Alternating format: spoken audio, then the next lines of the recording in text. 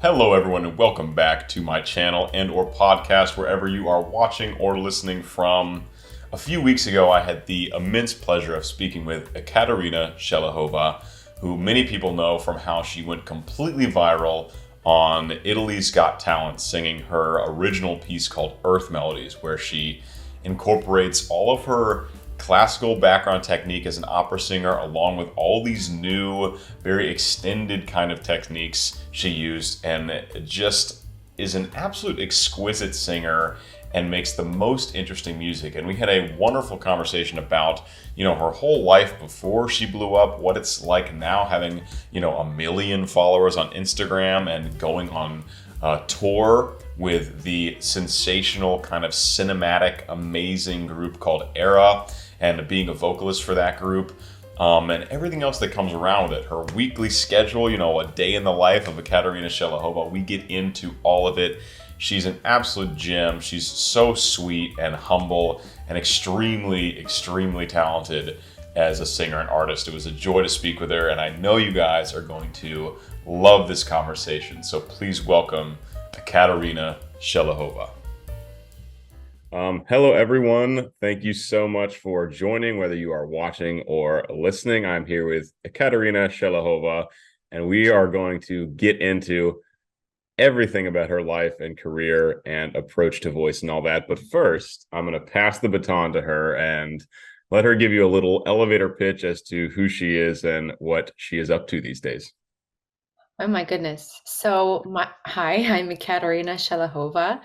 I've been singing all my life since I was 3 years old. I graduated from the Conservatory of Milan with a bachelor's and master's in opera, and that was about 3 years ago. And since then, I've decided to kind of move into my own direction, and I've started writing my own music, doing lots of different covers, and pretty much just exploring my own genre, which is a mix, which I now have kind of a word for. I call it New Age folk crossover. So that's kind of the mixture of the three genres that I kind of like to incorporate together to create atmospheric sounds and also kind of more intense music. So at the moment, I am writing an album, and there's a lot of songs on the way. But I like to stick to my roots, and I also still perform in opera. I'm actually doing an operatic concert in a month from now. So I'm still kind of clinging on to that, and I'm trying to balance those two things together. So that's Amazing. my story so Thank you. far. And short and sweet. Wonderful. Not giving away your whole life story just yet. We'll get Yeah. into that. I'm an open book though, so. Awesome. Well, my first question was, what your formal training is. So you went to the Conservatory in Milan and Yes. studied opera there. So what did you do? What led up to that? Kind of what got you into the operatic singing? And then actually, what was it like to study in Milan? I've met singers from all over the world, obviously, and I haven't met someone who's come out of that program yet. Oh, well. I started singing when I was very young. I started to kind of meddle in opera when I was about 12 years old. So I believe I was a little bit too young to start, but luckily I had very good guidance, so I didn't ruin my voice. I know a lot of people who have started young, and unfortunately it does create some problems. But I was very, very lucky in that sense. So I started very young. And at the same time, I played piano since I was 6 years old. So I did my pedagogy and performance diploma when I was 18. So I was at the Royal Conservatory of Music in Toronto. So I graduated from that program, and then I moved on to Milan, and I studied there for 5 years in total. And it was a very interesting program. There were a lot of things that I took from that. It I think the greatest thing about studying in Italy, especially opera, is because that's where it was born.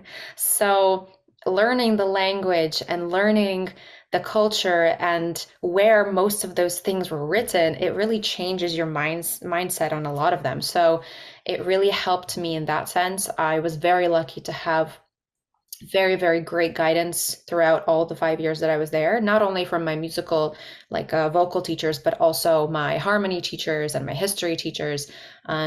I was just very, very lucky. And yeah, it was a good experience and I wouldn't change it. I liked it. So, but I think it's different everywhere, but at the same Sure. time, the same. So, Yeah. And how did you choose Milan as the place to go? Did you apply to places all over, or were you like, Milan's the one, like that's the number one choice going into it? Or how did that all work, that decision process?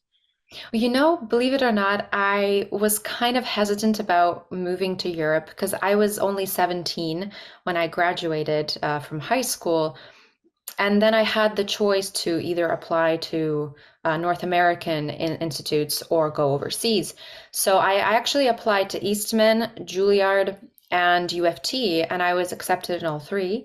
And so I wanted to, at the end, go to Eastman. So that was kind of my school of choice. I had a few friends that went there and had told me very good things about it. So that was kind of the school that I was kind of eyeing.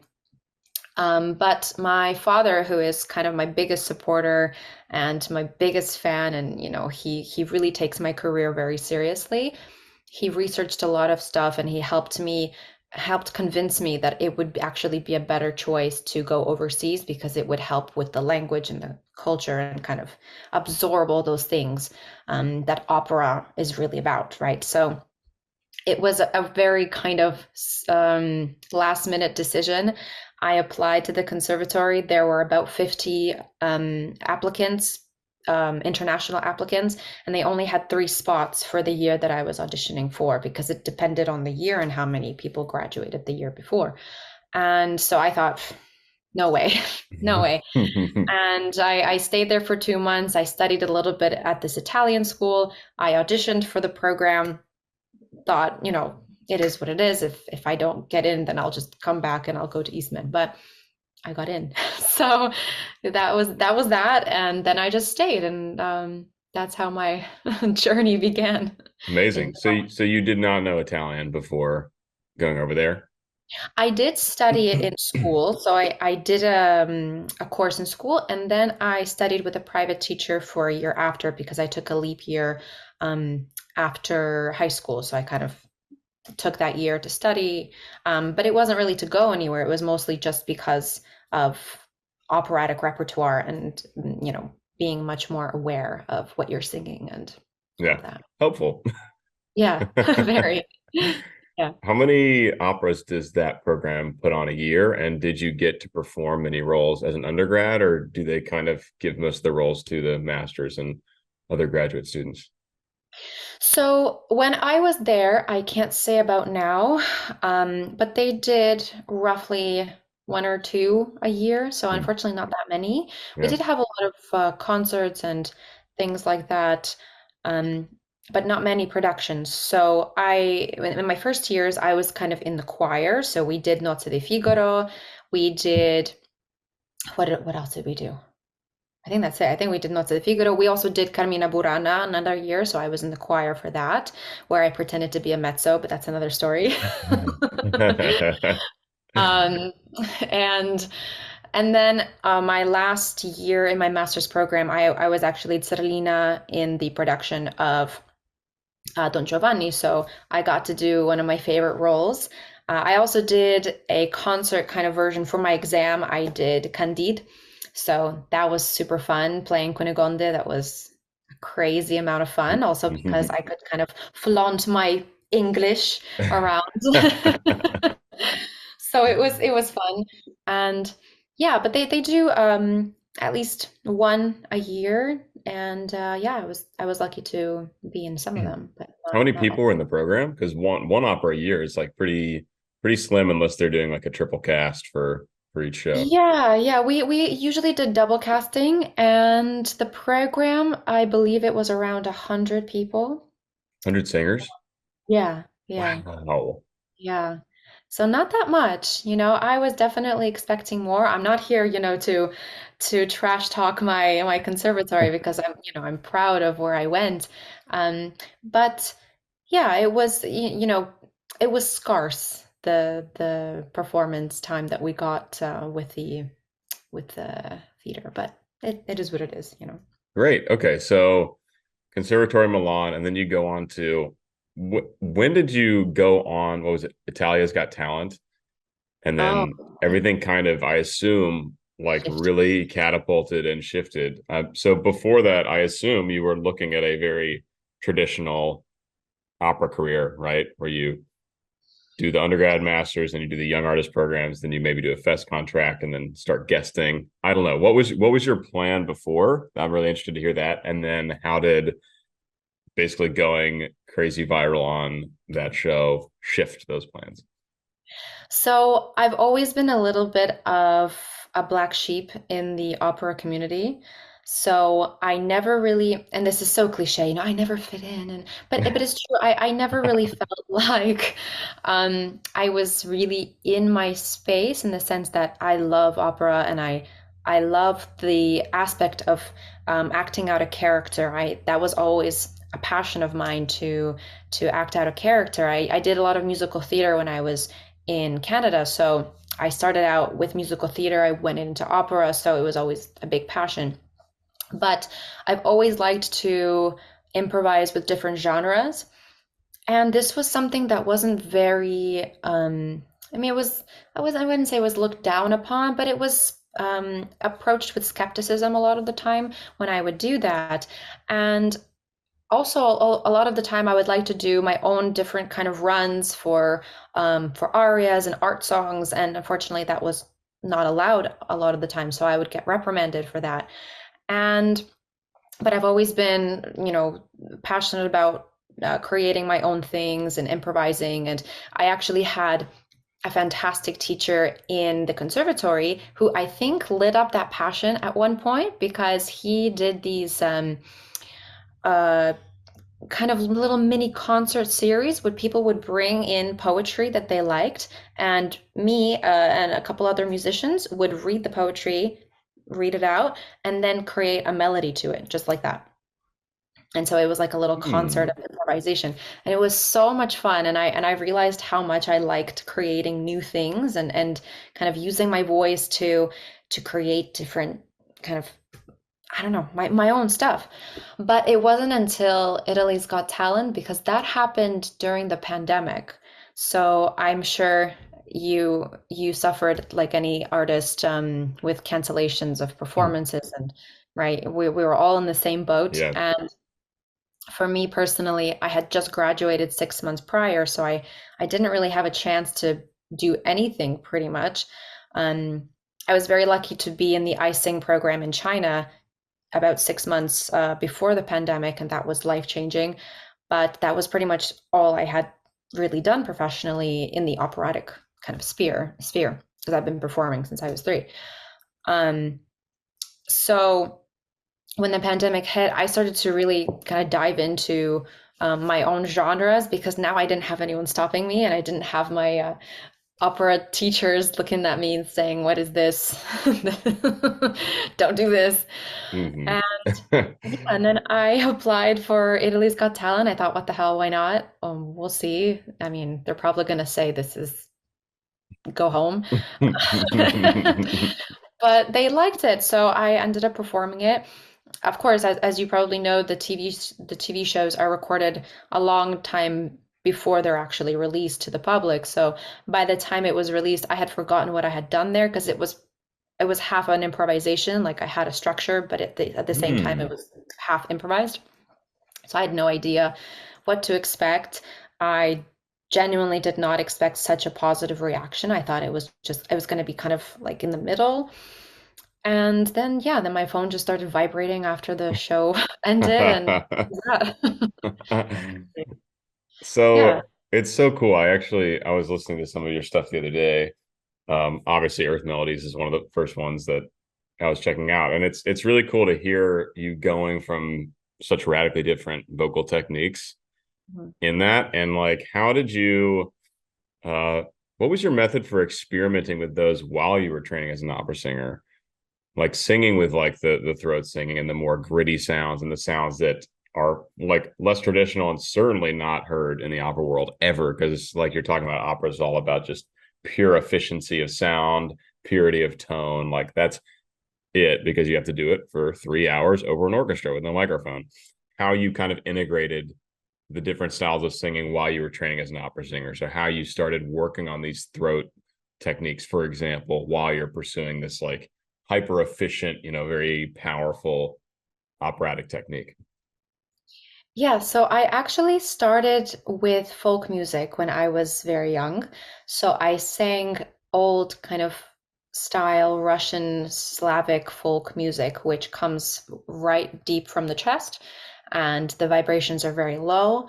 And I've always incorporated them into music, and of course, it's frowned upon completely, especially in my repertoire because I'm a coloratura soprano. So if I go into my chest voice, I'm eliminated from everywhere. Like nobody will even listen to my next note if I do that. So maybe that's why I liked doing it so much, was because it was so rebellious of me, you know?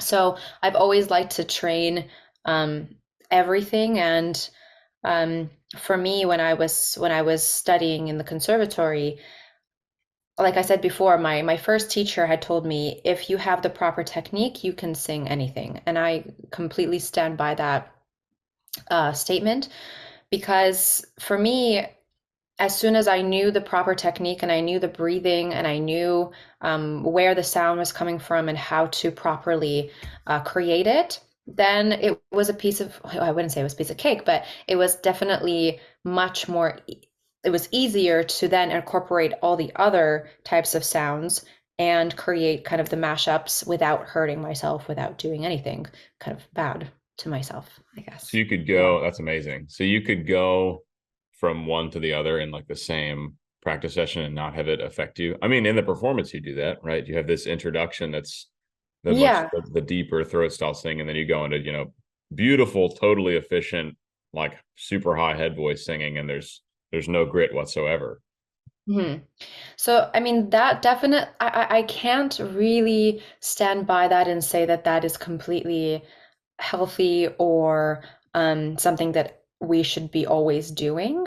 I think that I had just figured out a way that was very comfortable for me. So when I did the throat sounds, it was really coming from a very low, kind of chesty place where the Slavic singing kind of rests as well. So it's not like a ah, which is kind of the normal musical theater kind of poppy sound. Mm-hmm. Whereas the low sounds come a little bit more of a vibration here. So it's ha ha, and so when you go down even lower, then that's where the growls and the throat set singing goes into. So as long as you're aware of where it is, definitely shouldn't really affect it. But at the same time, there have been times where I've maybe gotten a little bit too intense, or I've gotten a little bit too much into it, and there have been times that it wasn't the best performance because of that. But um, yeah, you just have to know your body and what you're doing, and Yeah, yeah. kind of know your thresholds for Mhm. that kind of thing. Yeah. Very cool. Okay, so opera and conservatory, then you go on this talent show essentially. Everything blows up, you're going viral. Did you, Yeah. I mean, do you feel at that point like you're on a rocket ship and you need to like do something like follow up to kind of keep that wave going, or like start writing this album? Or how did things in your career kind of go? How did you ride that wave from being on Italy's Got Talent to the point you are now? Well, I believe the first year, so it's been 2 years since the show premiered. It was March of 2021 when the video became public. And the first year was definitely very intense emotionally and mentally, because I felt like I had something to prove now. And so I was trying to do as much as possible and create um, as much as I could. And sometimes it wasn't coming maybe from the most genuine place, because I was trying to kind of push these things out. And since then, I have found a balance, and now I focus on genuine things that come deeply from me. And maybe I don't necessarily go in I don't know, the rhythm that I was going at in the beginning, because I was so stressed and panicked about it. But now I just take my time and I do things at my own pace. But yeah, I guess even like the first 6, 7 months were definitely very stressful because it was anticipated. I had no idea even how to deal with everything that was happening. And yeah, it was, I wouldn't say difficult, but it was Yeah. definitely different, very different. Did you go from, I mean, were you on social media before that, or were you pretty much off grid and then all of a sudden you're like in the limelight? Because I could definitely see how that would be pretty stressful. Well, I've always understood that in our time, social media is a very important tool. So I was present on social media definitely before that, but I had, I believe, around 1,000 maybe followers during the time right before Italia's Got Talent. So, I was creating my own content and I was already doing lots of covers and things like that because it was always something that I liked to do. So it wasn't like after the show I changed who I was or I started doing something different because that's what people expected me to do. It was more like, I did more of it because I knew that it was exciting and I liked it. But I've always kind of meddled in the social media sphere. I've always struggled a lot with it because it has always exhausted me. So anytime, even I've had fans kind of reach out and say, "Hey, where are you at? Why aren't you posting for 2 days?" Because sometimes I'll be like hyper active for a few days, but then I get so mentally drained from it that I have to take a few days off. So it's still a learning curve, but I was kind of always on social media. Yeah. Cool. Yeah, that was kind of my next question is how you approach creating content. It's something YouTube really works for me because it's just like it's a more kind of linear path on YouTube. There's not nearly as much pressure to post like 5 reels a day, or there's more demand for a ton of content on Instagram and TikTok, for example. Um, my Instagram kind of blew up because of the stairwell covers. I don't know. That's probably Yeah. when you saw me, whenever that Yeah, was, like a yeah, year and yeah. a half ago. And if I were good at Instagram, and if I, like you're talking about, if it wasn't so mentally draining for me to try to be trendy and keep up with everything, like the following would probably be a lot bigger. But just, I struggled to do that while I'm like making this very legit career in opera happen. And so Mm. YouTube for me is kind of like the nice, like, it's kind of like the opera career. It's a much more like long term kind of Yeah. slow burn kind of thing. So how do you approach your content? How do you choose what videos to make? And what's kind of your process for making just like a standard Instagram reel, like picking the song and then I don't know, choosing what style to sing it in, or how do you go about all that? You know, most of the content that I post is just stuff that I like. I've always been very adamant about staying very true to what I want to do and trying not to follow trends and I've I've talked to a few media consultants, and one of them is actually one of my closest friends, and she meddles in media and she does all these kinds of things. And she even created a kind of a list for me of, today you're going to do this, to the next day you're going to do this, and Mm. maybe today you're going to post a story, and tomorrow you're going to post a reel, and maybe. And I think in a way that's fantastic for engagement and for things like that. But when it becomes a little bit unauthentic, for me, it loses the reason for why I do it. Because I don't do it for the follower count or for the likes or anything. I do it because I was inspired. I listened to a song and I really liked it, and I wanted to just record a cover and I wanted to share that passion for that song with the world. So for me, it's always, it really comes in random. I know that sometimes I'm like, okay, I haven't posted anything in a while, so maybe I should, do something. But it always just comes from, okay, what song do I like? And what's something that I've been listening to recently? For example, when I was something that just blew up like a month ago was the Lord of the Rings, the Rings of Power, the tiny little thing, vocalies that I did on Instagram. And that just came because I was watching the show and I really liked that song. I thought Bear McCreary did such a fantastic job on the soundtrack. So yeah, but for video making and things like that, because this is something that I've gotten a lot, And I think I'm sure you've gotten the same questions. But for recording, a lot of people say that I record the audio and then I lip sync to it, which is not true because I record everything in one take because I try to make it as authentic as possible. Like I just sat down, I sang it. Here you go. If it's not the best, it's not the best. It is what it is. This is what I can do. That's it. Yeah. But Yeah. so everything is recorded in one take, and just the video and the audio. I use my little baby right here, Let's see it. my little baby. Cute. And you can probably see in some of the videos, I'm holding it kind of down here Hmm. because when I prop it up somewhere, you can see it, and then it just kind of dangles on my face, and I'm like, I don't like that. So I kind of hide it.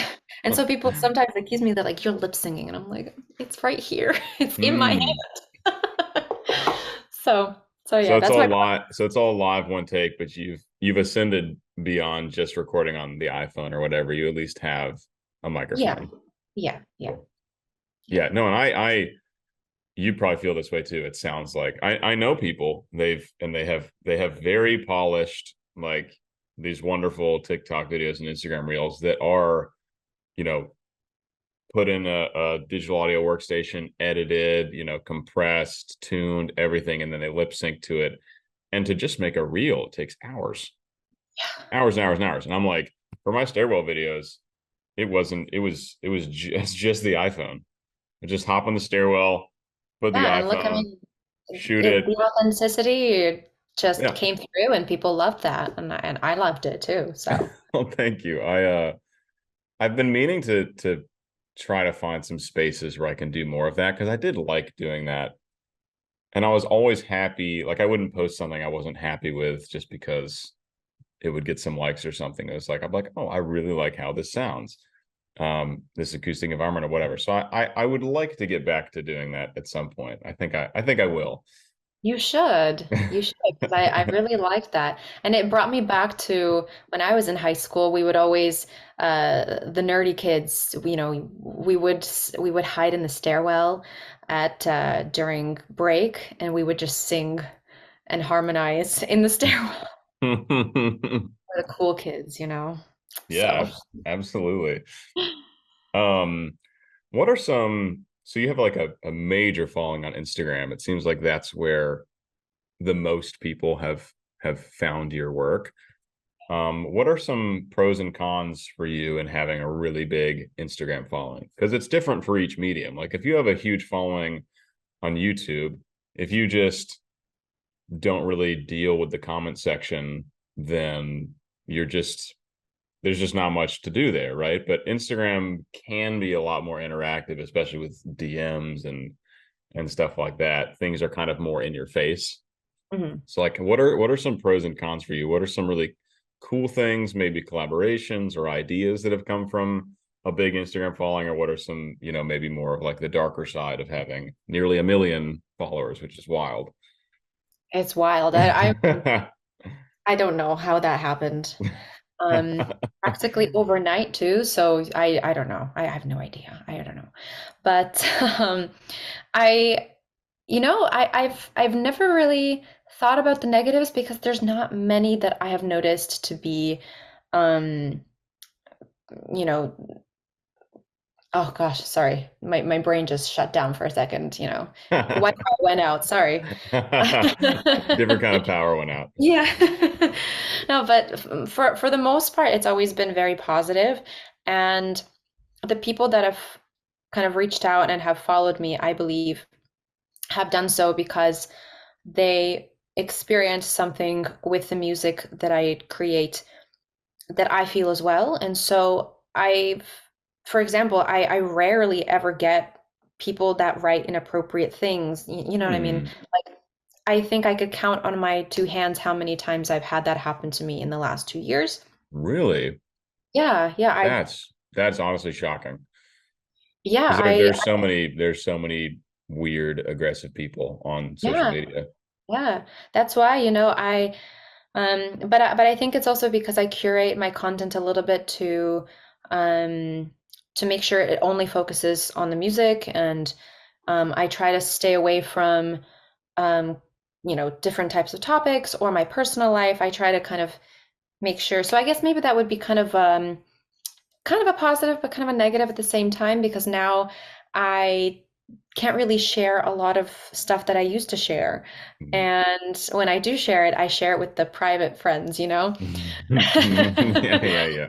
So that's, that's where my real kind of life, just weird stuff around the house, that's where I post. But I definitely feel like I've had to, I guess, curate a little bit more about, and be careful with what I post and what I say. And, because unfortunately nowadays people are canceled for the smallest thing. So I always have to be just very careful and wise about what I say, what I do. And that's definitely, I guess, a negative aspect of it. But like I said, going back to the positive is that whatever I've done, whatever I've posted, whatever I've said has always been accepted. And the people that write to me are the kindest, most warm people that I could ever hope for. And like I said, creepy, kind of weird messages, maybe like once or twice. So it's That's cool. that's Nice. that's great to hear. I've spoken with a number of creators that have had a very different experience. I mean, me too. Yeah, yeah. Even I get a number of weird messages. So I mean, but maybe the thing is that I'm really weird. So whenever I get weird messages, I'm much more entertained by them than anything. I'm not really weirded out. I'm just kind of like, oh, that's funny. And, and I'll fair just, enough. Yeah. so maybe that's just me. Do you get any scathing hate comments from people who are just jealous or whatever? Because everyone's got some major haters. If you have any kind of following, there will be a few people Haters that make it. just Yeah. yeah, Um, exactly. Also, I just a few that I could think of at the top of my head. Um, I've gotten a few kind of, let's say, politically centered ones in the last couple of years. We know why. We're not going to hint at why. We know Yeah, we don't why. have to dive in there. Yeah, but just a few things like that. Just but I knew that was going to happen. I kind of approached it really calmly. Um, yeah, I think one comment that stood out to me, which was about a year ago, when someone wrote this kind of mean comment about how, oh, well, I posted a photo of me in Milan and I was in the studio, and someone wrote, oh, well, her daddy paid someone off to, get her there, and it's just because she has super rich parents and everything. And for some reason, that really, really bothered me, just because, we started from zero, so my family moved to Canada when I was 6 years old, and we had nothing. My parents built everything by themselves with their own two hands or four hands. Right. I'm good at You don't have one-armed parents, just confirming. Oh God. Uh, Canceled. Yeah, you can't talk about that. Um, so, everything that my parents have built, they have built with the hard work, and everything that I have done myself has also been just hard work and just pushing through. And so that really kind of bothered me. So, but I mean, in general, uh, not that many. So thankfully, yeah. Yeah, no, that's great.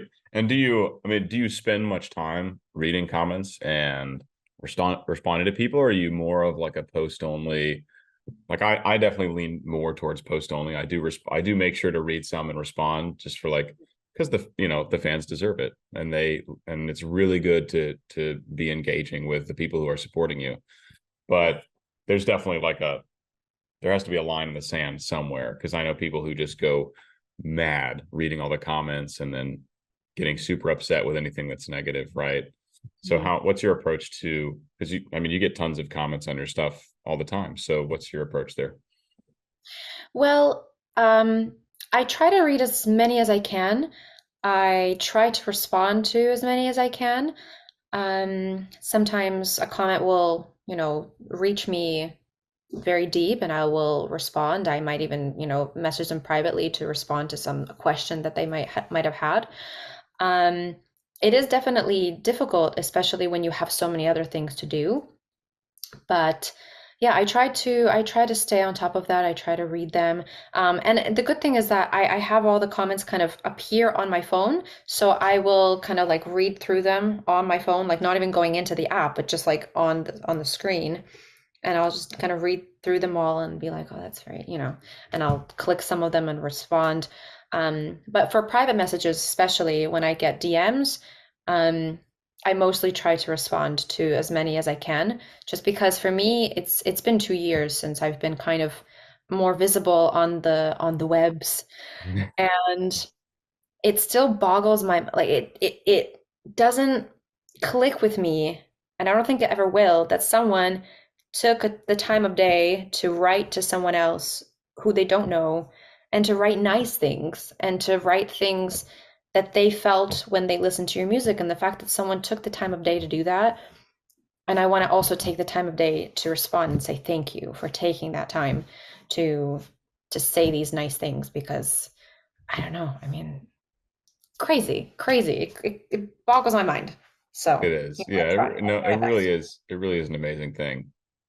Well, Yeah. this is great to hear. I mean, it sounds like you have a healthy relationship with social media, which can be so damaging to people, especially if you go from somewhere, you have 1,000 followers, and then the next week you have 100,000 followers, and it's really easy to get sucked into that, Yeah, and to definitely. kind of put your value in the numbers, and take the hate comments really harshly and personally, and kind of blow off all the amazing positivity that's coming in. So I commend you for that. It seems like you've got a really healthy balance there, which is I try my awesome. best. Yeah. Well, I mean, with the hate, we all get it, and I think the most important thing to remember is that everyone is going to have an opinion.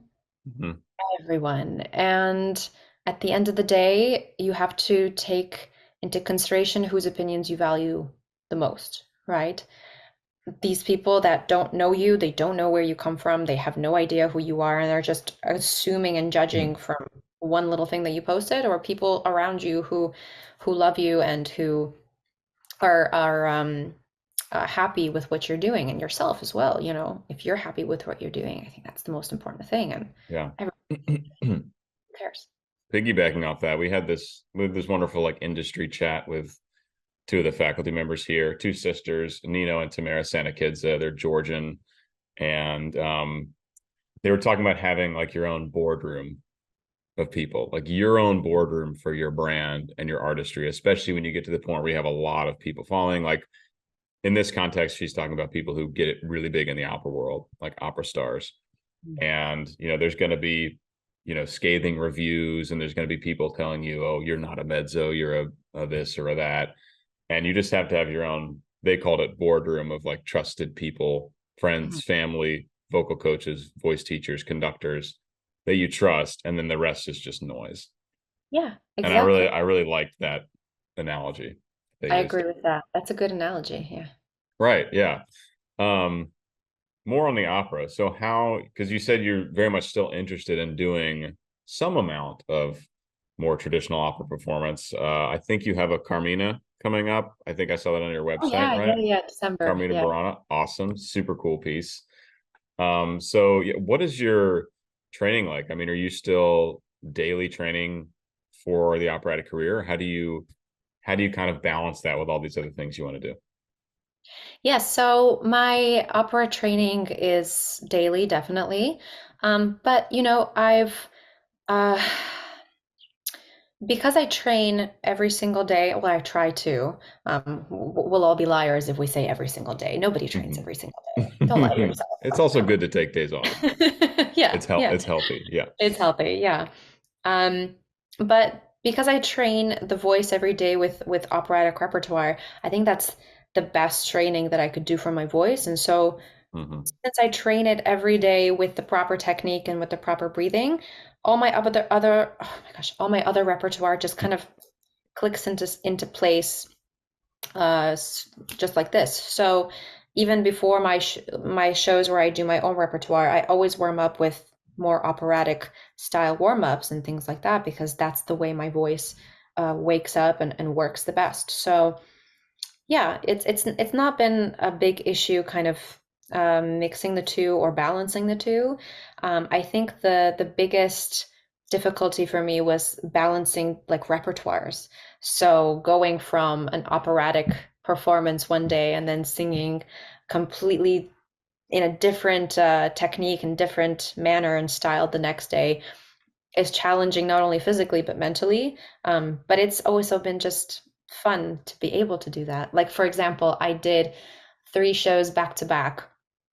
Why am I saying three? Two shows back to back. I did one musical theater show, which was kind of belty and very, very modern kind of style singing. And then the next day, I had to do Rossini, Mozart, and just a whole 2 hour program of arias. So that was very challenging. But, like I said, if you know your body and you know your technique, you can do it. I mean, it's not going to be Yeah, a those piece of are cake or a radically walk in the different. park.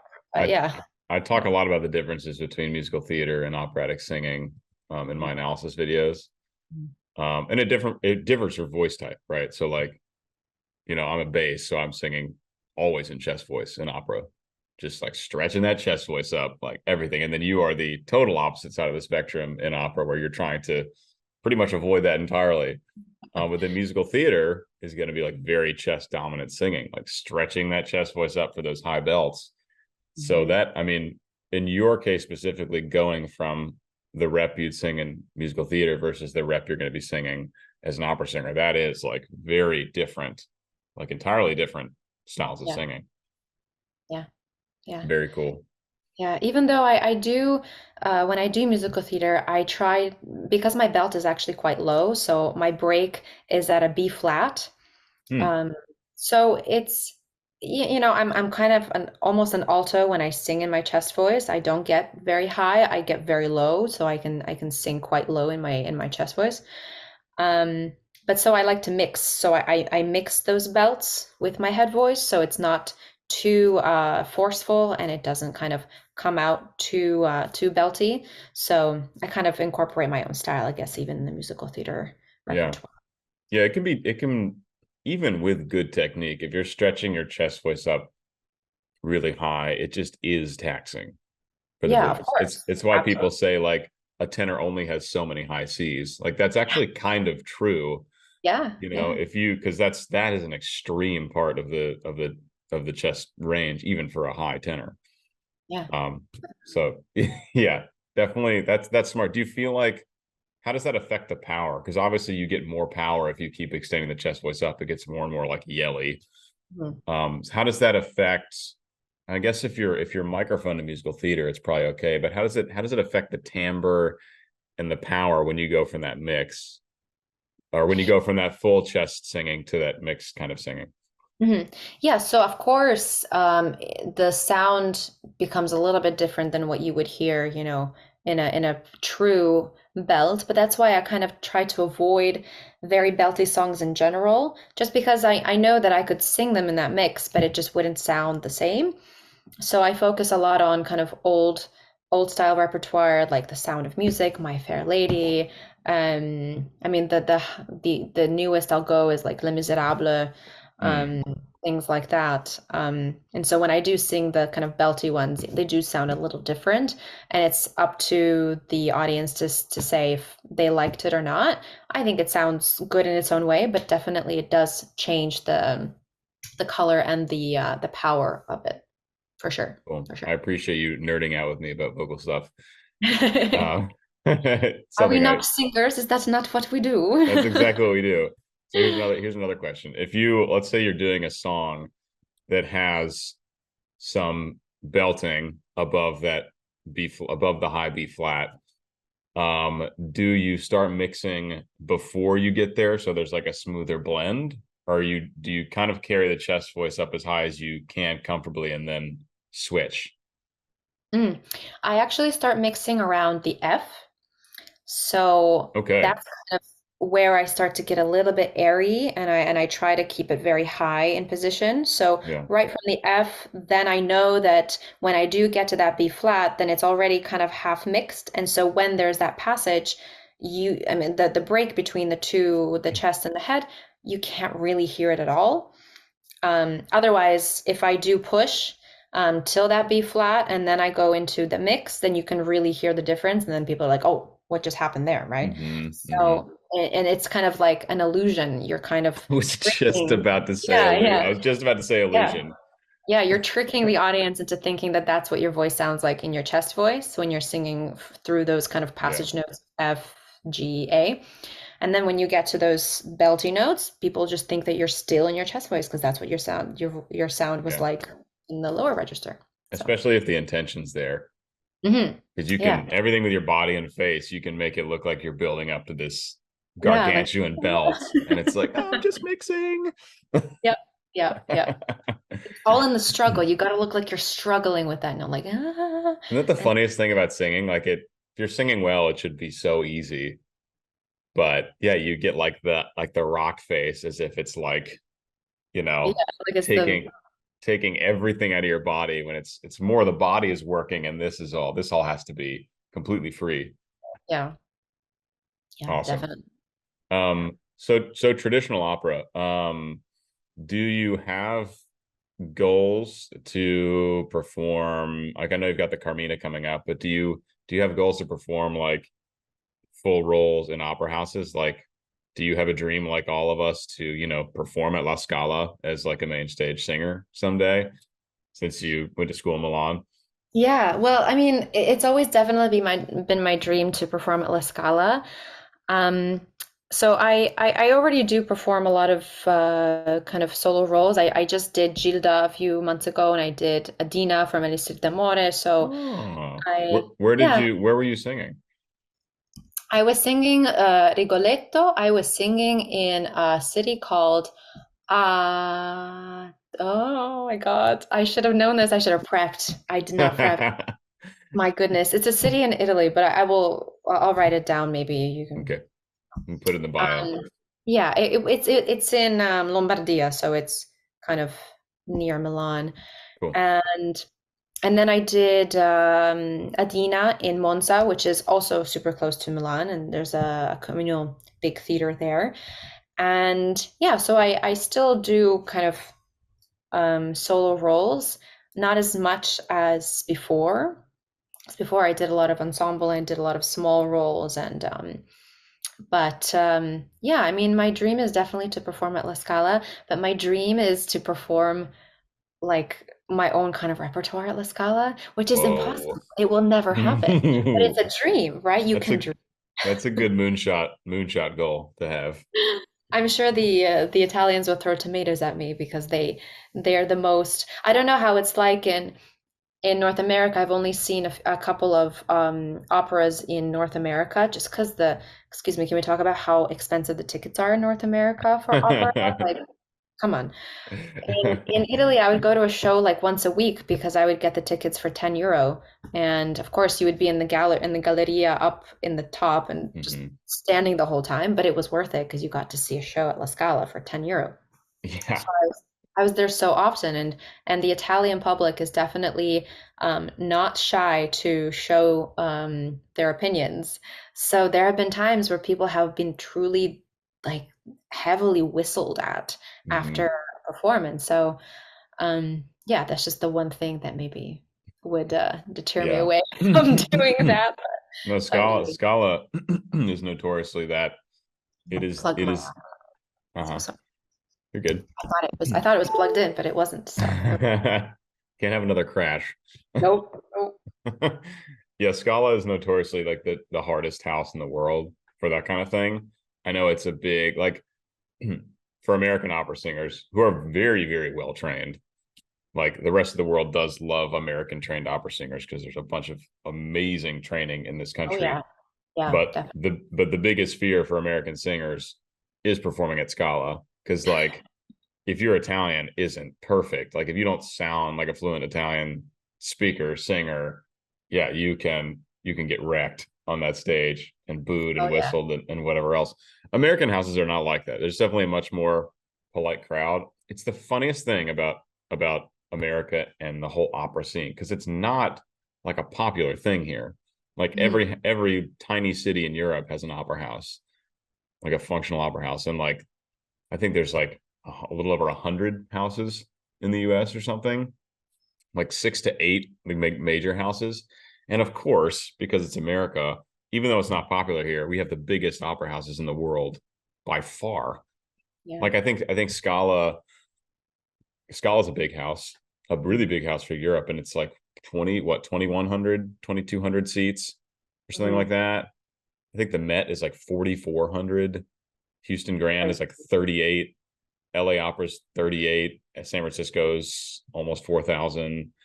It's just like crazy. And of course, here, these companies struggle to sell out these houses because it's not as popular here, but we have twice as many seats to sell on these Right. major opera houses.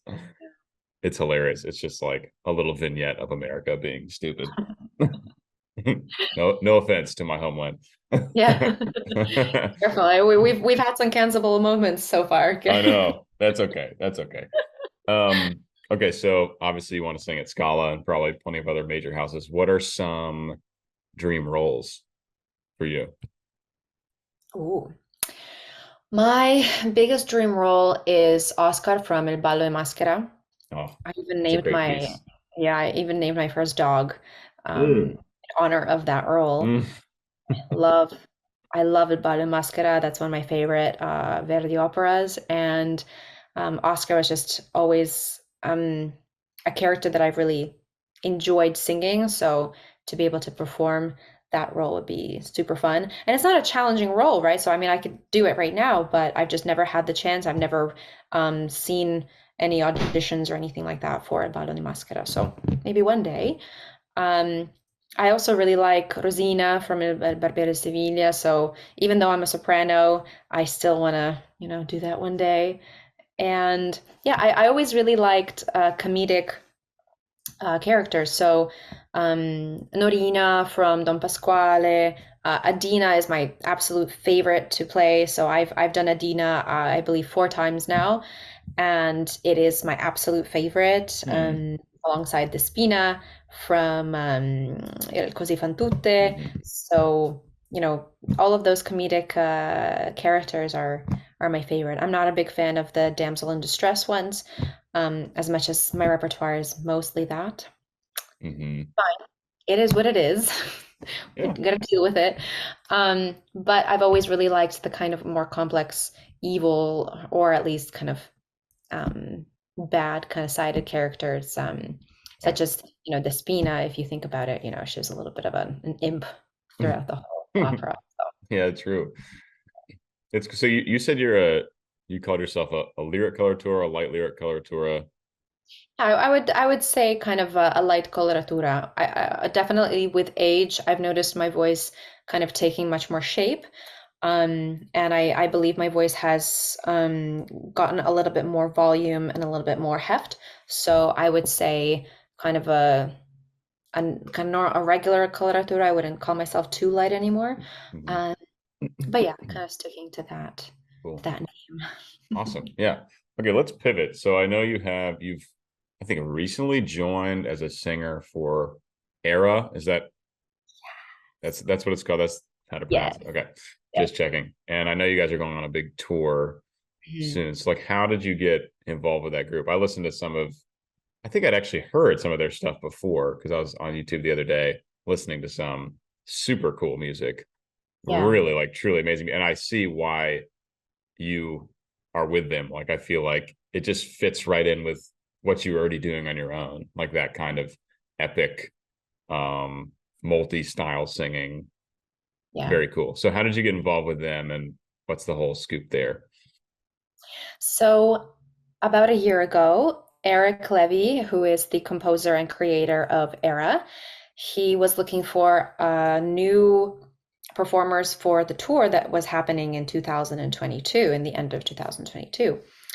And he had actually found my Earth Melodies performance online. So I thank that performance for so many things that have happened since then, because it was kind of like the doorway opened because of that video. And so I'm so thankful for it, because Eric saw me because of it. And he invited me to the studio to record a few things to see if I was a good fit. And I guess I was. And we did the tour in 2022. We did 18 concerts around France, Switzerland, and Belgium.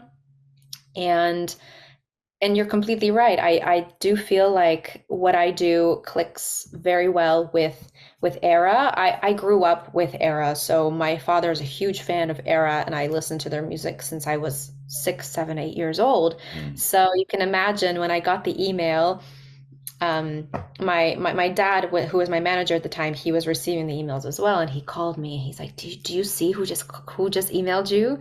With this, like who?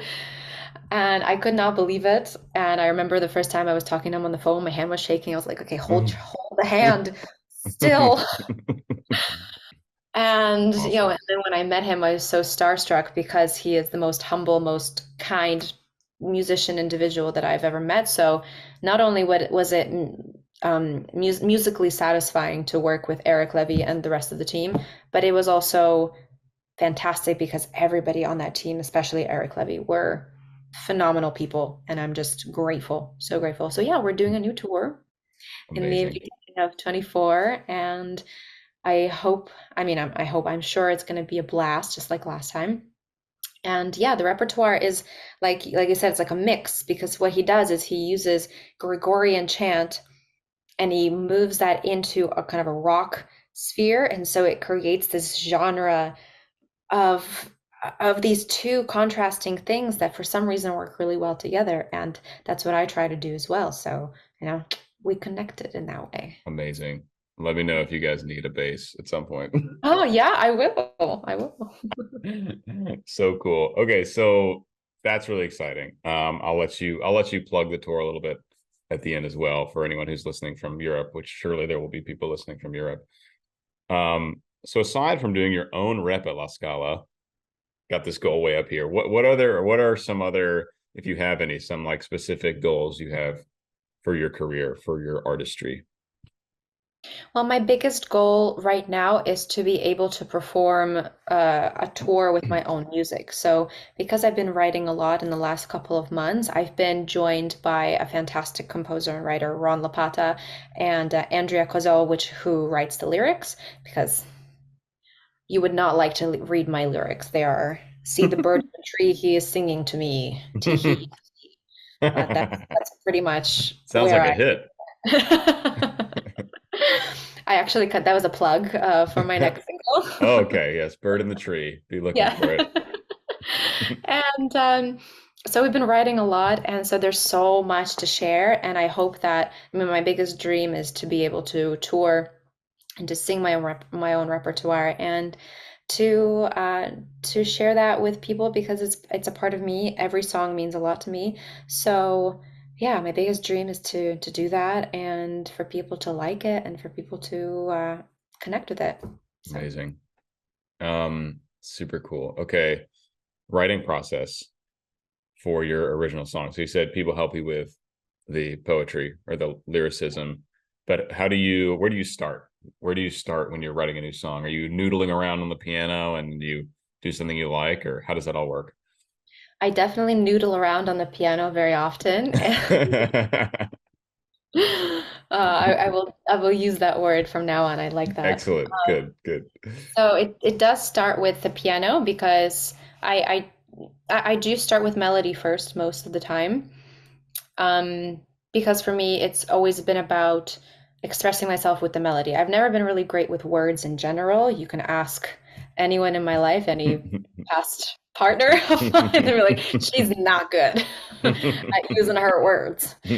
Um, but I've always been really good with expressing myself with melodies. So that's what I really, try to do. And I create the melodies and then I create the idea behind them. I've written some songs, so I've written some lyrics as well. But definitely having a little a hand with that has been life changing because what I do is I bring a bunch of phrases that are just kind of there somewhere bottled up and I'll say them and then Andrea somehow makes them into something coherent and nice instead of the jibber jabber that comes out of my Hmm. mouth. So it's nice. And the process, I believe, is different for everyone. For me, like I said, it's always been starting with melody. Some people start with the lyrics and then they add words to it. It always depends on what you're feeling and what just feels right in the moment. I feel like Mhm. real music and all of that just comes from something screaming at you that wants to come outside. So Yeah. just let it out. Cool. Okay. So then you get the melody, you get the lyrics. Then how do you go about instrumentation, especially for this? Let's say for this album you have that you're working Mhm. on. What's the kind of idea for instrumentation, orchestration, some electronic, some analog? What's your thinking? Yeah, so we're gonna kind of do a little bit of a hybrid between kind of orchestra and some electronic.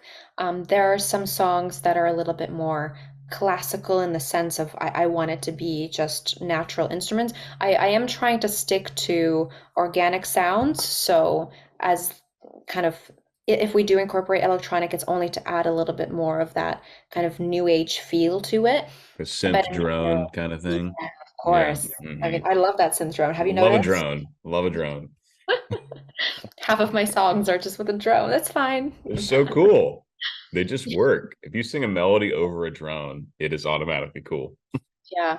And I mean, for all the stuff that I've done, I have collaborators who I work with, such as Flavio Cucurulo. He helped me with the arrangement for Awakening, Until the Sun Rises, for Conjuring Storms.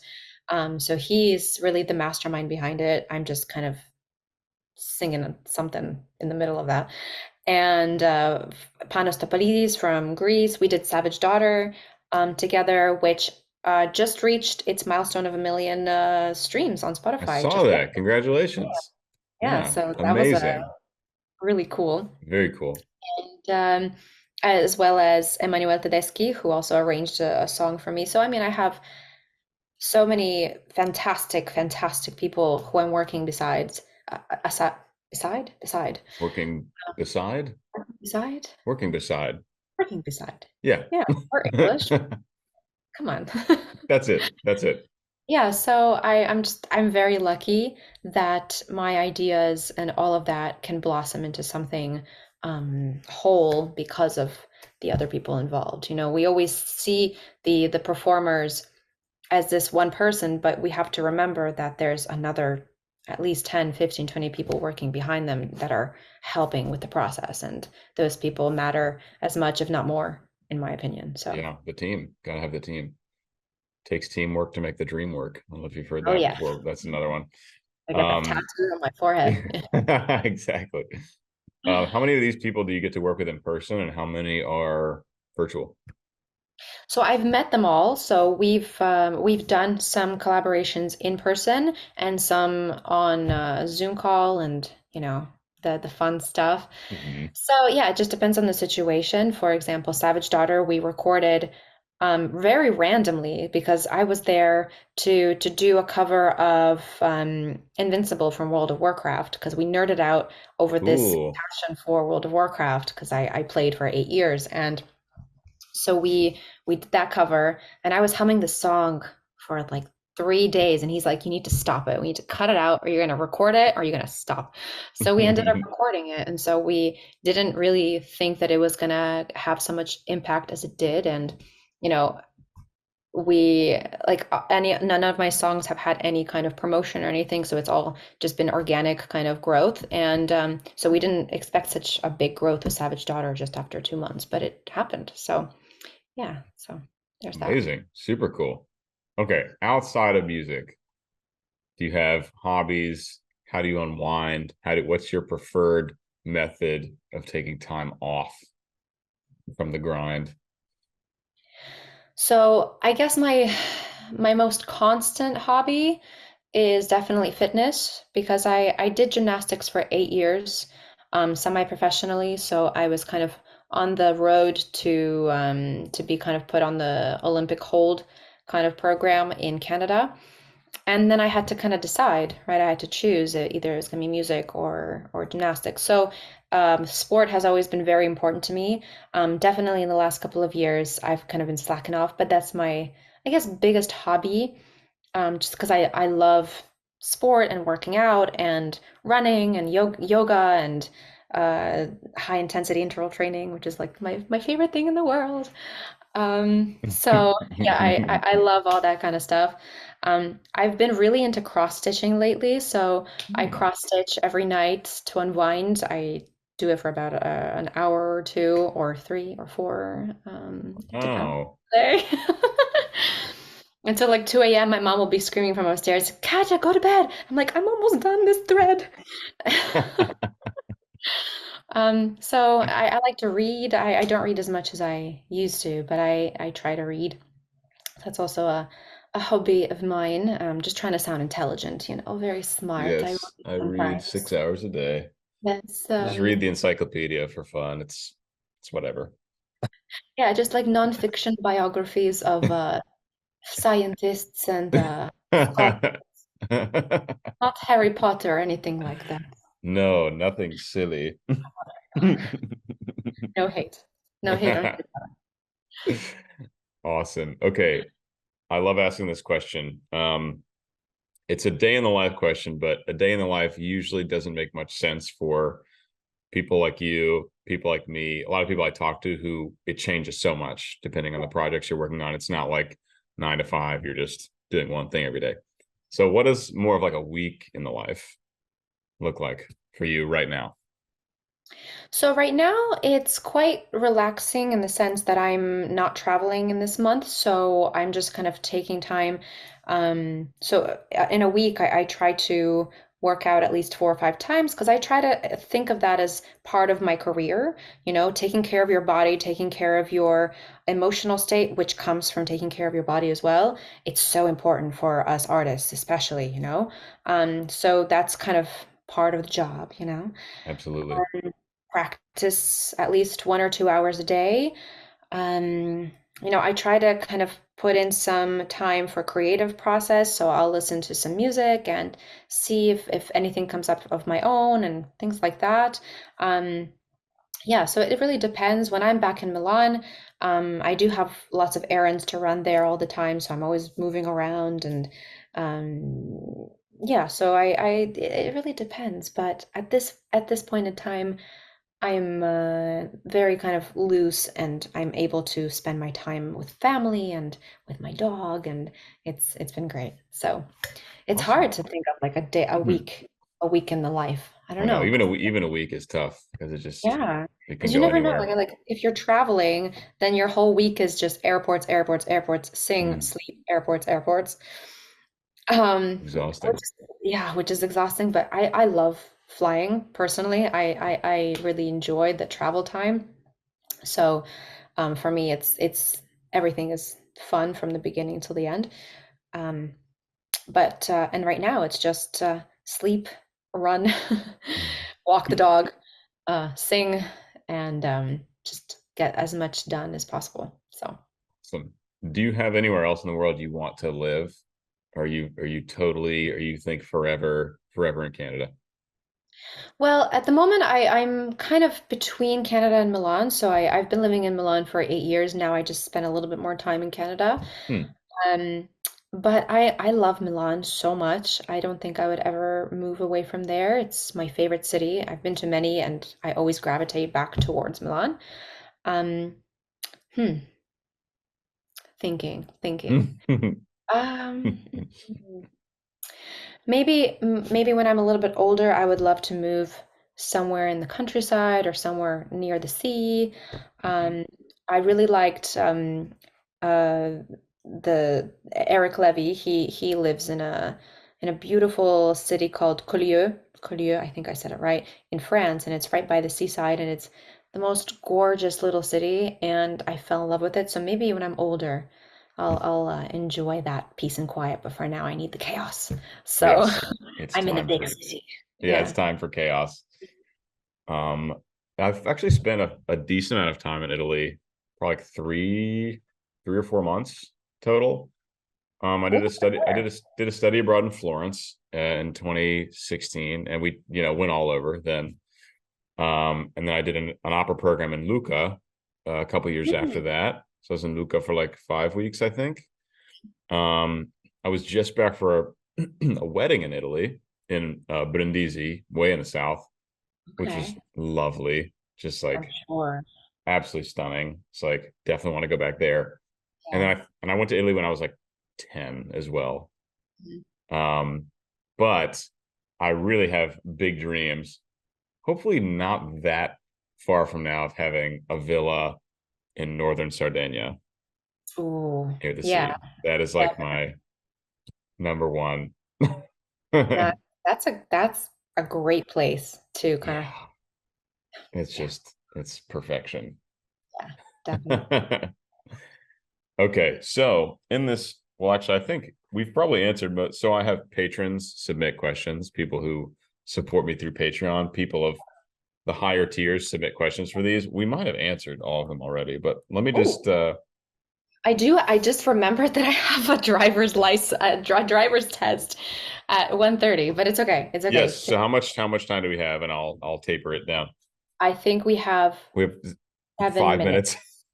5 minutes. I Okay. forgot. He just texted me and I just realized. I'm Then so I'll sorry. just it's okay because I think we've answered most of these anyway, which is cool. Okay, this we've kind of talked about, but it'd be cool to get a more structured answer, I guess. And part of this we haven't talked about. Okay, a number of classical singers seem to have used the COVID opportunity to develop other skills and kind of go into other genres. How do you see that impacting the traditional opera world short and long term? So I guess how do you see COVID's effect on the opera world both now and in the future? Interesting question. Well, I think that COVID really brought out a lot of, I guess, like for me personally, it brought out really who I am. So maybe it would bring out a lot more personality and a lot of kind of uh I guess uniqueness from everybody into the opera world. I feel like people are much more open to experimenting now and kind of doing their own thing. I'm not sure if it would really make that much of an impact, to be quite honest with you, but I do believe that COVID, because we were all kind of cooped up in our own little places, we got to really figure out who we are and what we want and all of that. So maybe it might help move opera into the direction of, people kind of doing more of their own thing and incorporating their own style into places where a lot of the time you just have to do it their way or the highway. No, Do it. no shade, no shade, If you but a don't do little it, bit of if you don't do it how the Golden Age singers did it, you're yeah, trash. you're trash. Amazing. Okay. Any final words for the audience, for the young singers, for your fans? Feel free. My final words. Where to My find final. you, anything about the tour, whatever you want, really. All right. So yeah. So you can find me on pretty much any social media platform: TikTok, Instagram, YouTube, Facebook. I try to post as constantly as I can, and there's always new content coming out. So right now I'm focusing on a release every month. So stay tuned because there's going to be a release on the 28th of July, which is going to be a beautiful Russian song, very similar to Beyond the Quiet River, if any of you have heard that one. So it's going to be collaborated with Panos Topalidis, so it's going to be a blast. It's going to be beautiful. And my tour with Era is coming up in February. So if you're in the area of France/Switzerland/Belgium, make sure to visit my website at www.shelehova.com, where you can find all the information, all the tickets, everything that you need to know. And yeah, and Amazing. if there's anyone in Mexico, very, very close to Cuernavaca, I'm having my own solo concert there the 12th of August, and I'm doing a completely operatic repertoire. I like to state that because sometimes there might be confusion. So this one is going to be fully operatic, fully lyrical, and yeah. So alguien que habla español se está escuchando, por favor, ven a escucharme en Cuernavaca, que yo voy a estar allá. Wonderful. Well, thank you so much for joining me. Thank you. I know everyone is going to enjoy this and get a lot of value out of this conversation, which is the whole goal, providing as much value and enjoyment as we can. So thank you so much for joining. We'll be in touch about release dates and all the fun logistics and stuff, but good Awesome. luck on your driver's test, is what you Oh just my said. God. Yeah, so I'm doing my driver's it's like the the course, Yeah. because I started it when I was 17, and fast forward 10 years, I still haven't done it. And I realize now that if I don't do it now, I might never do it. So, yeah, I've been taking some courses, and I have not killed my instructor so far. So, so far, so good. I'm very proud of myself. And I plan to do my test the 1st of August. So I'll let you know how that goes. I might announce it on my Yeah. Instagram. I'm so proud. Let me just say, being able to drive and having a car increases life enjoyment for sure. So Yeah. awesome. Glad you're doing that. Good luck on the test. And we'll be in touch very soon with all Awesome. details and everything and otherwise. So thanks again so much. Thank you. Thank Great you. great chatting with you. Great chatting with you too. Thank you so Bye. much. Bye.